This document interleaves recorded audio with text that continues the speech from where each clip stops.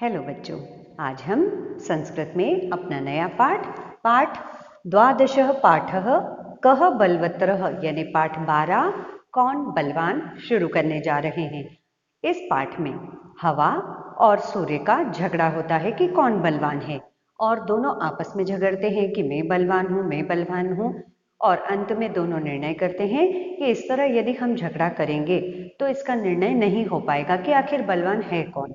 तो दोनों समुद्र के पास जाते हैं और समुद्र एक प्रतियोगिता का आयोजन करता है। एक राहगीर वहां से जाता रहता है तो समुद्र दोनों को एक चैलेंज देता है कि आप दोनों में से इस व्यक्ति के जो कपड़े उतार देगा वही बलवान है। दोनों एक एक कर अपना अपना हुनर आजमाते हैं, दोनों अपनी अपनी ताकत दिखाते हैं और अंत में सूर्य की विजय होती है।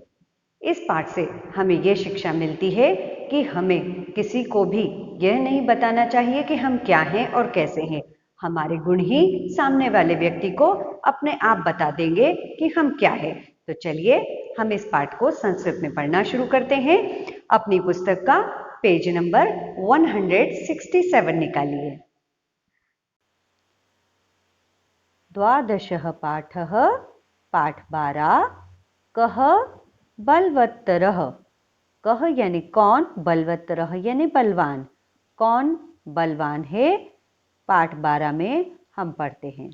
एकदा सूर्य पवन मध्ये प्रतियोगिता भवति कः बलवत्तरः इति। एक बार सूर्य और पवन, पवन यानी हवा, सूर्य और पवन मध्य यानी के बीच में प्रतियोगिता होती है कि कौन बलवान है। कौन बलवान है, इस बात की प्रतियोगिता हो रही है। सहमतिना तो समुद्रम निर्णायकम चिनुतः। यानी सहमतिना यानी दोनों ने स्वीकार किया, दोनों सहमत हो गए, राजी हो गए कि समुद्र इस बात का, हम दोनों के लड़ाई की बात का निर्णय करेगा, उसे चुन लिया है। चिनुतः यानी चुना। किसे चुना? समुद्र को। किसने चुना? हवा और सूर्य ने। समुद्रः प्रतियोगिताम कारयति। समुद्र ने दोनों का निर्णय करने के लिए एक प्रतियोगिता का आयोजन किया। ये इस पाठ की भूमिका है। अब हम इस पाठ में पढ़ते हैं कि किस शब्द को क्या कहते हैं। वायुः अहम बलवान अस्मि। वायु ने कहा मैं बलवान हूं। किसने कहा? वायु ने। अहम यानी मैं, बलवान यानी पहलवान, ज्यादा ताकतवर हूं। सूर्यः न एवं अहम बलवान अस्मि। अब सूर्य ने क्या कहा है? ऐसा नहीं है। न एवं यानी ऐसा नहीं है, मैं बलवान हूं। जो तुम कह रही हो कि तुम बलवान हो, तो ऐसा नहीं है। न एवं ऐसा नहीं है। अहम बलवान अस्मि, मैं बलवान हूं। वायुः कथम निर्णयः भवेत्। कथम यानी कैसे निर्णय होगा, इस बात का कैसे डिसीजन निकलेगा कि हम दोनों में कौन बलवान है। क्योंकि हम दोनों एक दूसरे से कहते रहेंगे कि मैं बलवान हूं, मैं बलवान हूं, लेकिन इस बात का निर्णय कैसे होगा? कथम यानी कैसे, निर्णय यानी डिसीजन। सूर्यः समुद्रः निर्णायकः भवतु। अब सूर्य ने कहा है कि समुद्र को निर्णायक बनाया जाए। समुद्र हमारी दोनों की लड़ाई का निर्णायक होगा। समुद्रः, वो समुद्र के पास जाते हैं और उनको अपनी बात बताते हैं। अब समुद्र का क्या उत्तर है? समुद्रः वायुम प्रति। वायुम प्रति का मतलब होता है वायु से। समुद्र ने वायु से क्या कहा? पथिकस्य वस्त्राणि हर। समुद्र ने वायु से कहा कि यदि तुम अपने आप को शक्तिशाली, बलवान मानती हो, तो ये जो पथिक है, पथिक यानी जो राहगीर, जो यात्री जा रहा है, उसके वस्त्र, वस्त्राणी यानी वस्त्र, जो उसने कपड़े पहने हैं, वो हर कर लो, हरण कर लो यानी उतार दो। उसके जो कपड़े पहने हुए हैं तुम उसे उतार दो तो मैं तुम्हें ही पहलवान समझूंगा, बलवान समझूंगा। वायु कहती है एषः करोमि, अभी करती हूँ। एषः करोमि यानी मैं अभी इसके कपड़े उतारती हूँ। चलिए अब हम अगली पंक्ति पढ़ते हैं।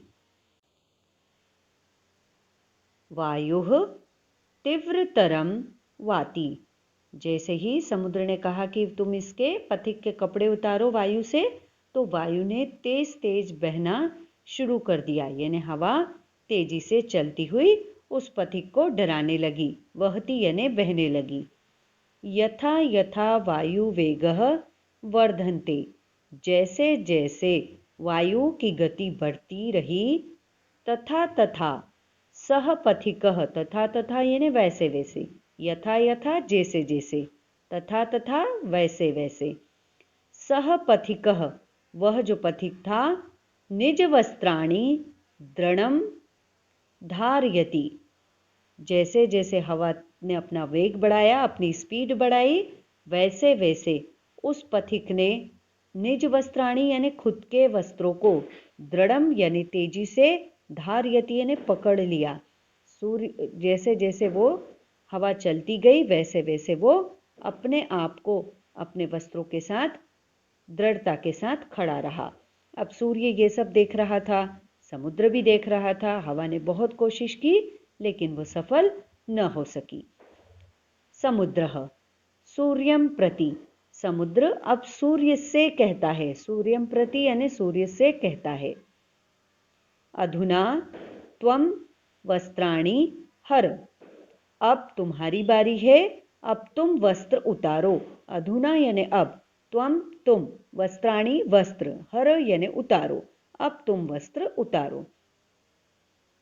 सूर्यः अधुना मम वारम अस्ति। सूर्य ने कहा अब मेरी बारी है। एषः करोमि, अभी करता हूँ। ऐसा ही हवा ने भी कहा था कि एषः करोमि यानी मैं अभी करती हूँ, और अब सूर्य भी यही कह रहा है कि अब मेरी बारी है। वारम यानी मेरी बारी, चांस। एषः करोमि यानी अभी करता हूँ। चलिए अब हम आगे पढ़ते हैं। सूर्यः प्रचंडम तपति। अब सूर्य ने तेजी से अपना चमत्कार दिखाना प्रारंभ किया, तेजी से चमकना प्रारंभ किया। तपति यानी बहुत तेज, बहुत ज्यादा गर्मी उसको कराने लगा। यदा ऊष्मा वर्धन्ते। ऊष्मा यानी गर्मी, जैसे ही, यदा यानी जैसे ही, ऊष्मा यानी गर्मी, वर्धन्ते यानी उसको महसूस होती है, उसके ऊपर वो बढ़ाते हैं सूर्य। तदा सह पथिकः ऊष्मा प्रभावेन, ऊष्मा के प्रभाव से, गर्मी के प्रभाव से, निज वस्त्रम मोचयति यानी खुद से ही उसने अपने कपड़े उतारना प्रारंभ कर दिए। जैसे ही गर्मी, सूर्य उसके पास आगे गया, वैसे ही उसे गर्मी लगी और उसने स्वयं ही अपने कपड़े उतारकर फेंक दिए। समुद्रः सूर्यः एव बलवत्तरः। सूर्य का जो निर्णय था, समुद्र का जो निर्णय था सूर्य के प्रति, उसने कहा कि सूर्य ही बलवान है। एव यानी ही, सूर्य ही बलवान है। अयम निर्णयः अस्ति, और यह निर्णय है कि सूर्य ही बलवान है। ये निर्णय किसने दिया? समुद्र ने। अब यहाँ पर झगड़ा शांत हो जाता है, बात खत्म हो जाती है, क्योंकि सूर्य की गर्मी में इतनी तेजी थी कि वह आदमी अपने वस्त्र स्वयं ही निकालने को तैयार हो गया।